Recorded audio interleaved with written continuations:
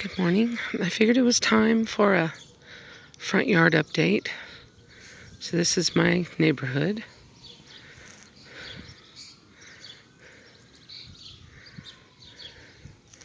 It's trash day.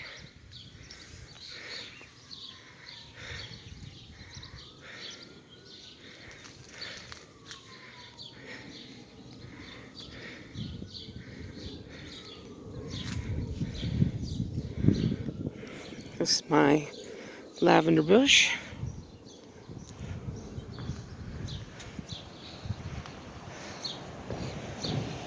My little free library.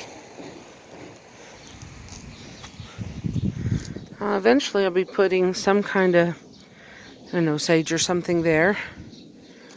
And this point of the T-star is supposed to have lemon balm, but I haven't found anybody with any in stock.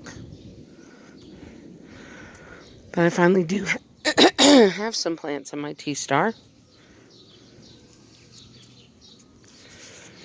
This over here, some catmint.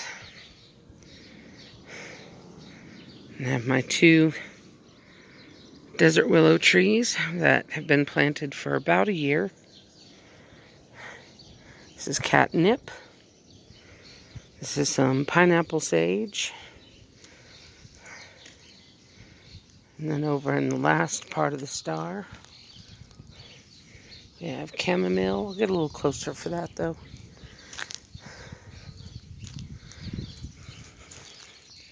Decided to come out in the morning while it still had shade so I don't burn up, but it makes it harder to see the plants. So it's the chamomile. For the most part, I'm trying not to plant anything anymore that is just pretty or smells good. Some bergamot that I planted about 2 years ago. And this is a mess of a gnome garden I have. I need to come fix it or let the grandkids set it up. I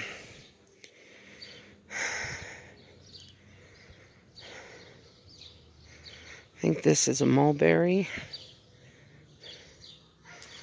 Now I was in the process of getting rid of this little rose bush because rose bushes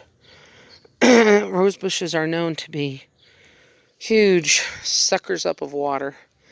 And this is a desert, so I was getting rid of it when suddenly this bird of paradise plant sprouted up right in the middle of it.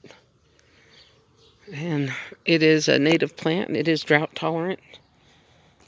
So I may just let it naturally die off, the rose bush. Here's the lavender cotton plant, which I have cut back so much. You can see even over here this root, that was part of it. It had grown all the way over this way.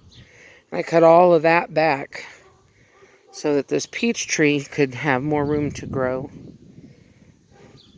But Mother, long before she passed away or got sick, picked that out when she had come to visit. And it's been there ever since. So it's been, at least a decade, I'm sure. That plant's been out here. One of the places I like to sit in my yard.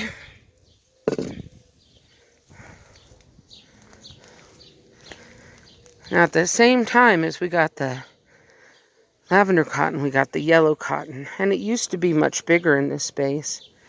But it keeps dying back and it struggles to survive because it doesn't get as much water in this corner. And I don't make it a priority to keep it watered. But I'm working on it. When the girls were little, we had tons of tulips and things in here. But then we had a rash of squirrels for a few years and they ate all the bulbs.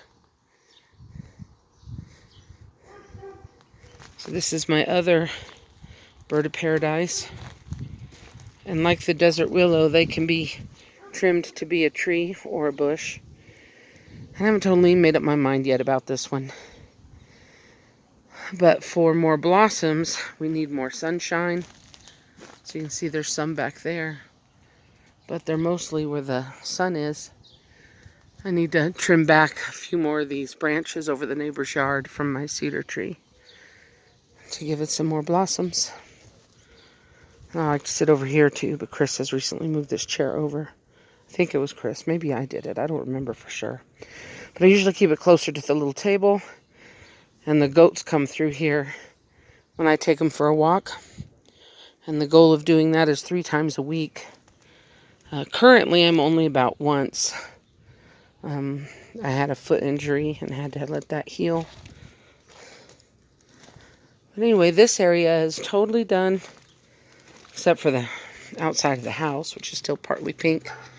From when we used to have a shed here. But got this all painted, I think the year before last. Got all this bark in.